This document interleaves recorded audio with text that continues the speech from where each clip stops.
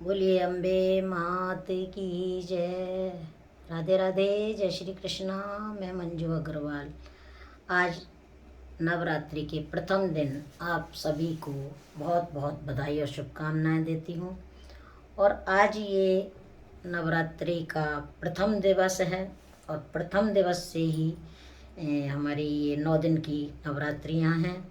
और इस अभी आज 2 तारीख से शुरू हो चुकी हैं और इसकी कलश स्थापना जो थी वो शुभ मुहूर्त 8:29 तक था, तो वो मैंने पूजा करी है, तो उसकी मैं आपको दिखा रही हूँ। और उसके बाद में ये आज जो नवरात्रि का प्रथम दिन है वो माता शैलपुत्री के नाम से जाना जाता है। और शैलपुत्री इनको क्यों कहा जाता है, क्योंकि ये पर्वतराज हिमालय की पुत्री हैं और इनकी पूजा करके उनको प्रसन्न किया जाता है। आज इस शैलपुत्री माता का गाय के घी का भोग लगता है। देखिए जो मैंने लगाया हुआ है। और गाय के घी दूध से बने हुए पदार्थों का भोग लगता है।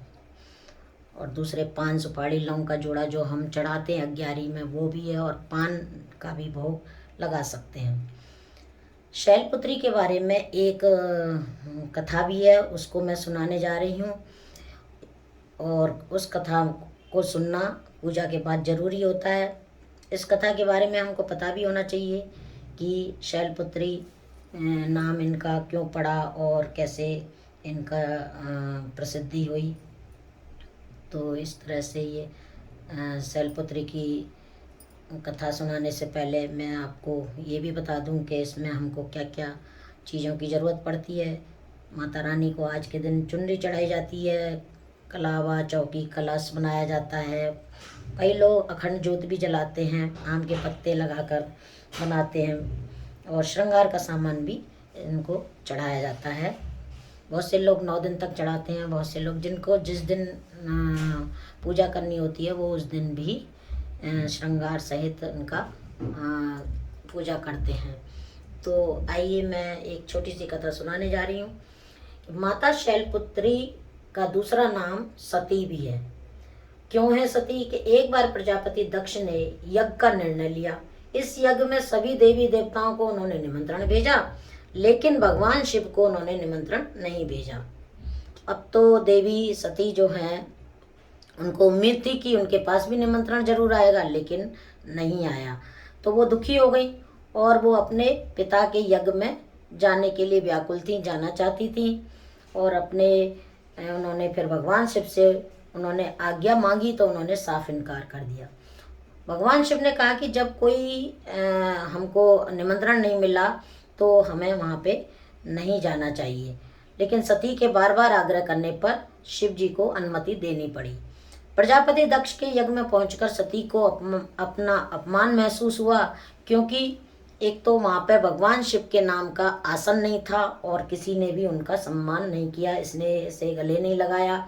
उनकी बहनें जो थीं वो उपहास कर रही थीं और भोलेनाथ का भी तिरस्कार कर रही थी। खुद प्रजापति दक्ष भी जो है वो माता सती का अपमान कर रहे थे। और इस प्रकार अपमान को जब उन्होंने सहन नहीं कर पाई तो उन्होंने अपने वहीं पे ही अग्नि में कूद करके, जो यज्ञ की अग्नि थी उसी में कूद कर उन्होंने माता ने अपने प्राण त्याग दिए। इसलिए उनका नाम सती हो गया तब से। जैसे ही भगवान शिव को इसका बात का पता चला तो वो क्रोधित हो गए और उन्होंने पूरे यज्ञ को ध्वंस करने के लिए अपने गणों को भेजा और गणों ने सारे यज्ञ को ध्वस्त कर दिया।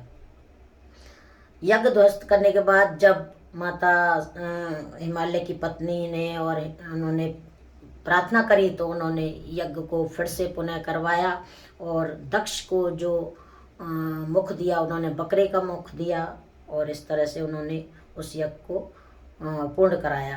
तो उसके बाद सती ने हिमालय के यहाँ पार्वती के रूप में जन्म लिया, जहाँ उनका नाम शैलपुत्री पड़ा। कहते हैं कि माँ शैलपुत्री काशी नगर वाराणसी में निवास करती हैं। तो ये एक छोटी सी कथा शॉर्ट में मैंने सुनाई है। इसका जानना बहुत ज़रूरी है कि शैलपुत्री नाम क्यों पड़ा। है माता पार्वती ही, लेकिन वो जब यज्ञ में प्रवेश करने के बाद जब दोबारा जन्म लिया तो उनका नाम शैलपुत्री रखा जाता है। बोलिए शैलपुत्री माता की जय। आज की ये पावन कथा सभी सुने, सभी उनकी पूजा करते समय, पूजा के बाद इस कथा को जरूर सुने। जय माता दी।